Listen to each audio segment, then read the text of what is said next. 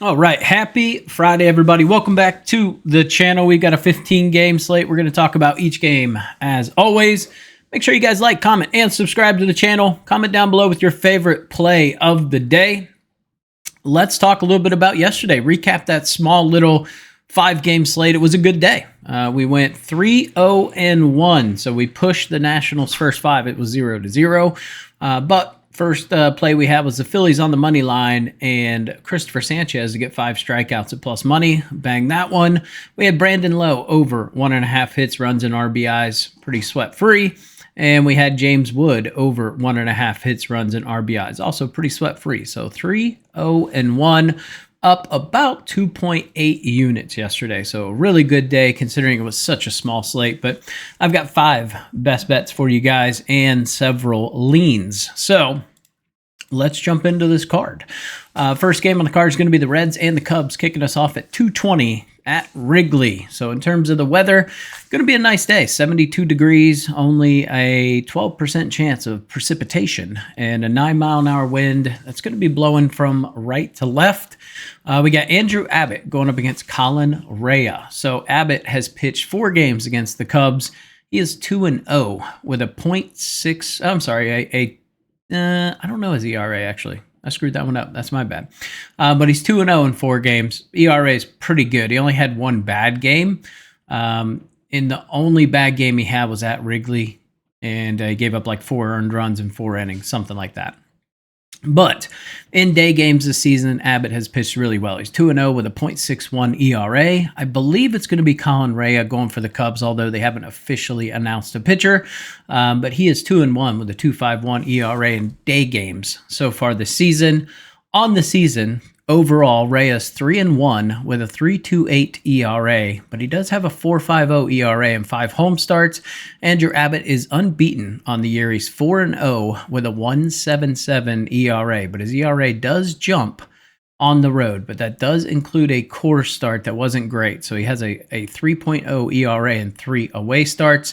But Abbott's looked really sharp, and he just faced this Cubs team. And he did pretty good. He held them to 1 earned run. He did give up a lot of hits. He gave up 6 hits. So there is that. But I really like Abbott. I think he's going to throw pretty well today. The only time I don't like Abbott is when it rains. So I hope it doesn't rain because his walks go way up. If I see this game starts and I see rain, I'm probably going to take him over in walks because he just loses control of his curveball when it's a little bit wet out. So that would be the only play there. But we do have an official play in this one. We're going to take Kyle Tucker to get a hit, and we're going to take the Reds +2. We put those 2 together, you get plus money. I believe it's plus 116. But Kyle Tucker has faced Andrew Abbott 6 times, but he's had 4. So he's walked twice, but he's 4 for 4. So I do like the matchup there for him. So we just need him to get a hit, and the Reds to, only lose by 1. If they lose by 2, we push, and it's a very, very small win if Tucker gets a hit. So I like that play. Kind of want to take the Reds outright, to be honest with you. Just the way I read it, I think it's going to be a fairly tight game. So that's how I have that one. All right, next game is going to be the Brewers and the Phillies. Phillies coming off the doubleheader yesterday where they split with the Braves. They got routed in that second game, but they used all their good bullpen arms in the first game. So it was a pretty easy call to take the Braves in that second game there. DL Hall going up against Taijuan Walker.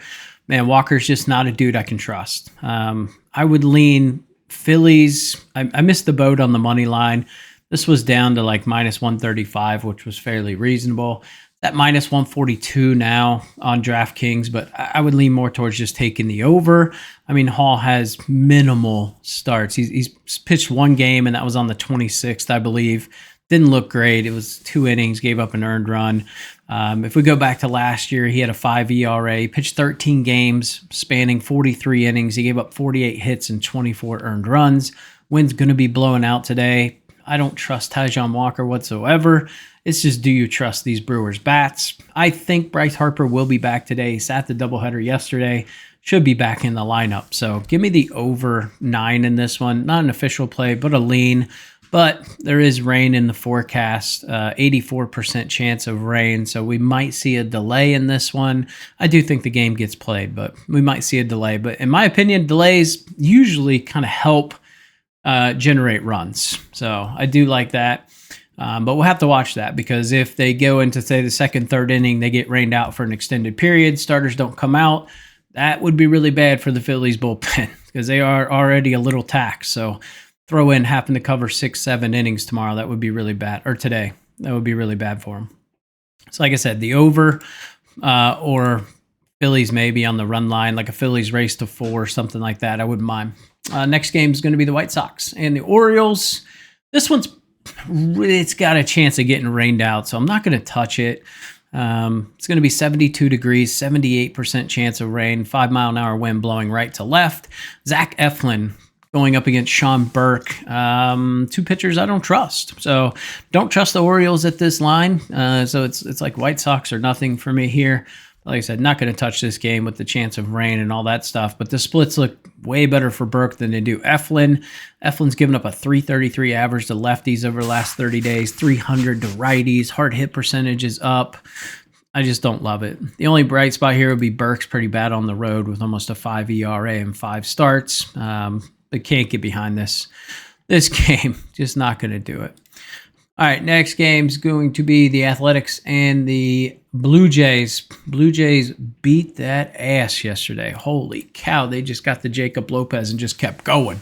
So today you get Chris Bassett going up against Jeffrey Springs. Heavy favorite here on the Toronto side.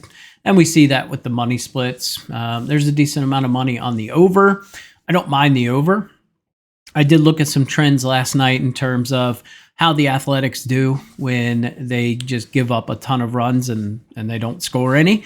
And it's not good. So nothing to where I wanted to take like a reverse action and jump on the A's today. But I don't mind the over. Bassett at home's been pretty weak. Springs on the road has been pretty good, though. And we have seen this Blue Jays team struggle to hit lefties. So it's the only thing that keeps me from making that official play. So more of a lean in this one. Blue Jays probably get the job done, but I don't want to take them like -1 or anything like that with Bassett on the bump.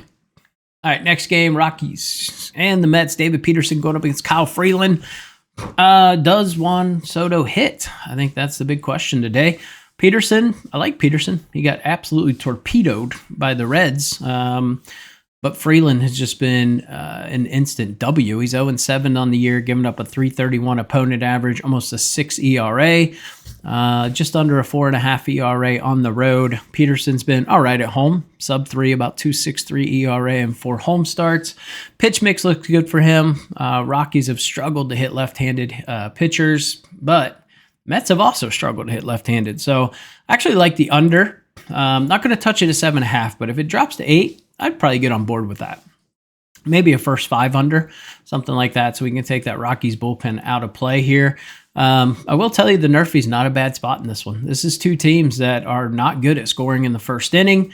Rockies and the Mets are both 4th in terms of fewest runs scored in the first inning, 23.21% of the time. So less than 1 out of 4 games they score a run in the first inning. So maybe some options there to take the Nerfy in that one. Did not look up the value. It's probably not great, just based on those stats. All right, next one is going to be the Giants and the Marlins. Cal Quantrill going up against Kyle Harrison. Cal Quantrill was an early season fade, but he's been pitching extremely well lately. Last 30 days, given up a 158 average to lefties, but he has given up a 317 average to righties. Hard hit percentage is pretty high. But he's going up against Kyle Harrison, the lefty. I don't love Kyle Harrison. There's a reason why he got demoted. He's 0-1 on the season. He's pitched 9 innings.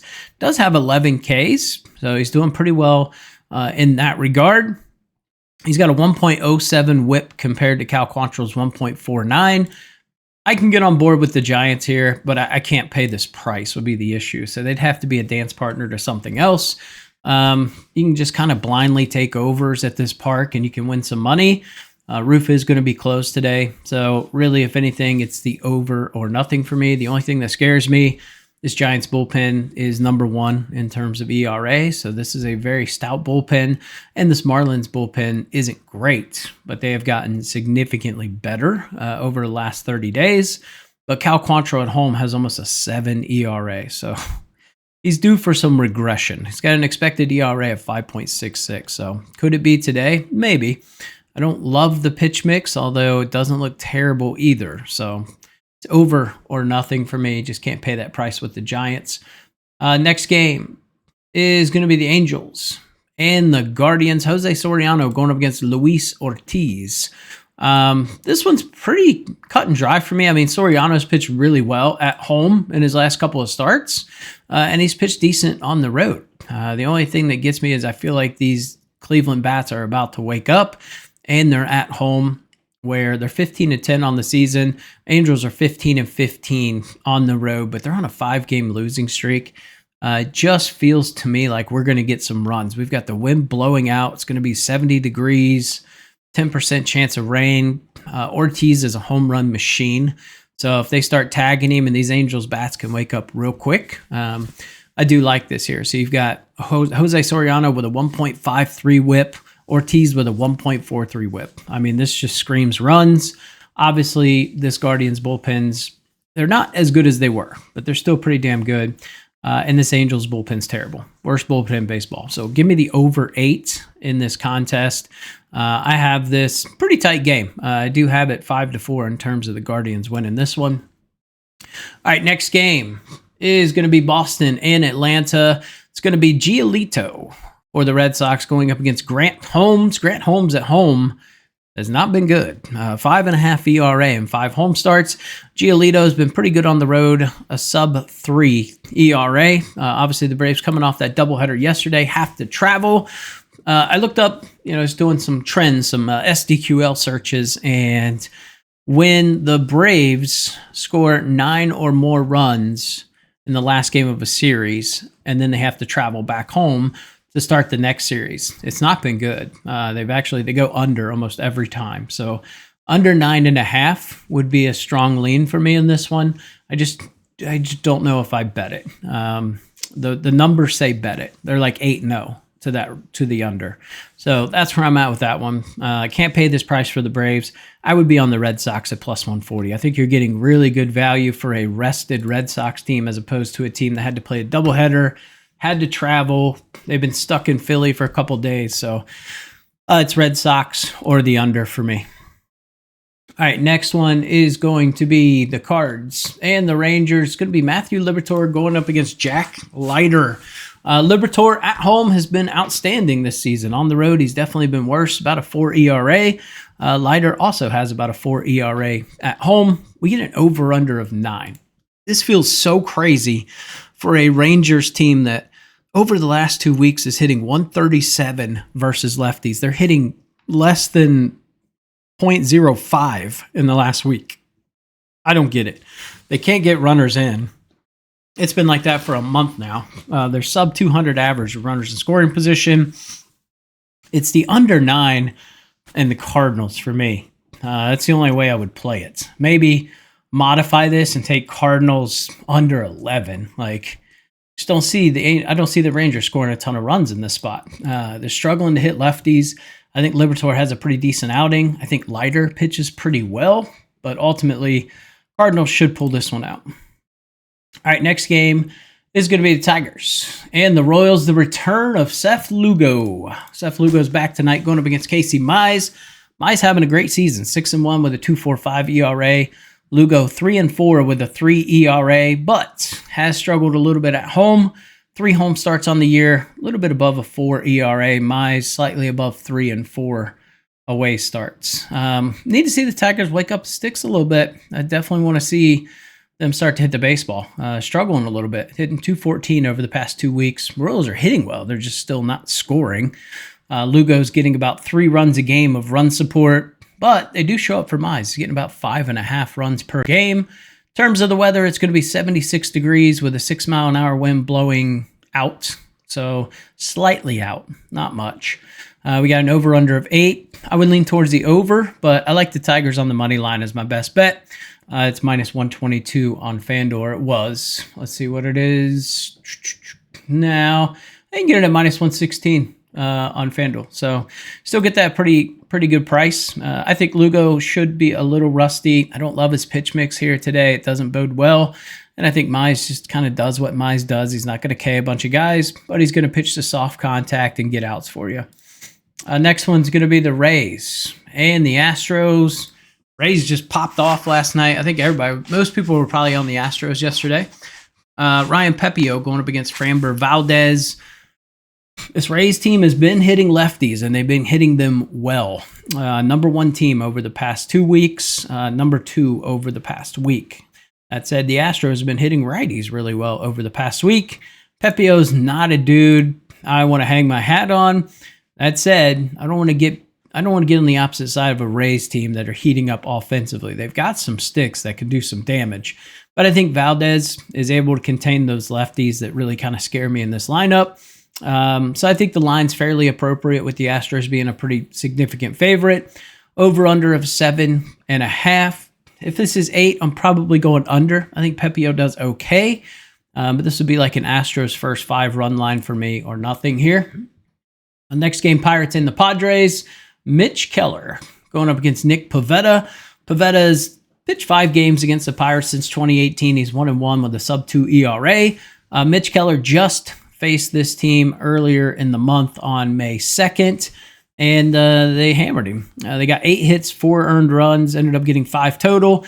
Hit a dinger, he walked 1, struck out 3, and hit a guy. So I can't really get behind Mitch Keller on the road.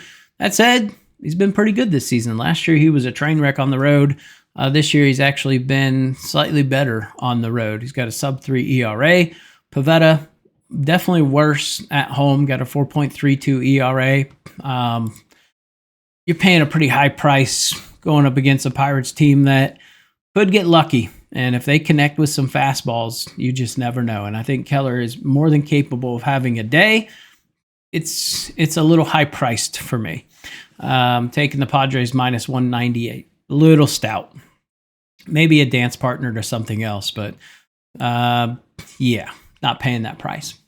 But we do see the money line split. I mean, it's like Padres. Everything's Padres. Padres run line, I guess, would be an option, or the over 7.5, something like that. All right, next game is going to be the Nats and the D-backs. Jake Irvin going up against Merrill Kelly. Irvin 0-2 with a 5.5 ERA versus the D-backs. Got a 3.7 ERA and 5 road starts. Merrill Kelly's definitely been getting hit at home. He's got like a 4.6 ERA and 6 home starts. This Nats team is hot.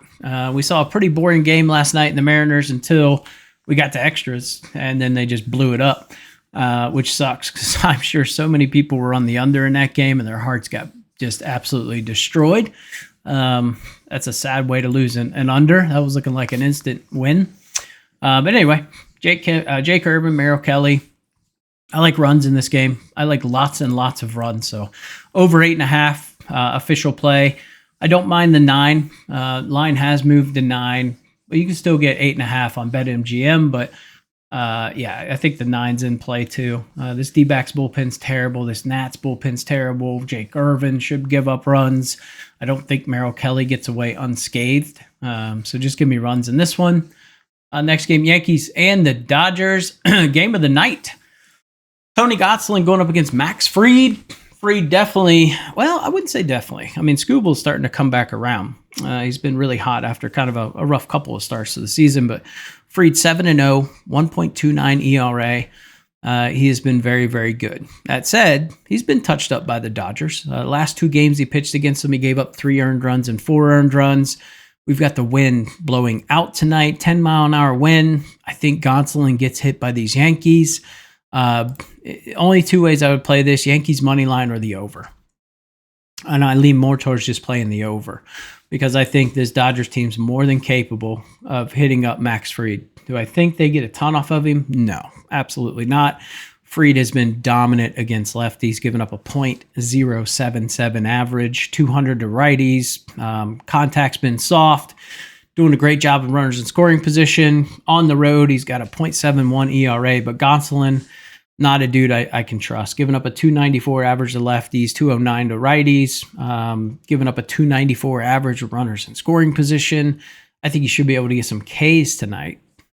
So depending on what his K line is, honestly, didn't look at it, but maybe him to get some Ks and take the over. But it's just a game I'm going to watch as a fan of baseball, but it could go either way. But it's going to be a hell of a series to watch. And then our final game on the card is going to be the Twins and the Mariners. It's going to be Zebby Matthews going up against Brian Woo. I kind of like the under in this one. I know it's 7. Still kind of lean towards the under. Not going to pull the trigger on it, though. I just don't know what we're getting from Zebby Matthews. I like him. I think ultimately this kid's going to be a really good pitcher. I just don't know if it's right now. He's got an expected ERA of 5.77. He's got a 12 ERA, but he only threw 1 game. So we got 7 innings we're talking about here on this season.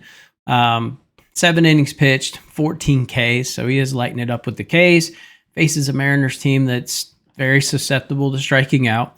I think it's going to be a very low-scoring affair, similar to what we saw last night in the Nats game. So I'd kind of lean just taking the under 7, bringing in that push potential. But I think Woo goes deep and keeps the score down. Can't pay minus 160 something for this Mariners team. That just can't happen. So, all right, let's get into our best bets. Get you guys on your way if you haven't yet. Like I said, like, comment, subscribe, comment down below with your favorite play of the day. You can join the Discord. Link is down below in the description. It is absolutely free to join. We post a lot of good information in there each and every day. All right, first play. This is a little wild, I know. But we're taking the Reds +2 and Kyle Tucker to get a hit. That's +116. Then we're going to take the Tigers on the money line. We've seen a little bit of drop on this. It's now -116. But I do like this spot. Like I said, I expect Lugo to come back a little bit rusty, and the Tigers should be able to take advantage. And then give me the Nats and the D-backs over 8.5. I don't mind the 9. You can get this at like -108 if you want to take the over 9.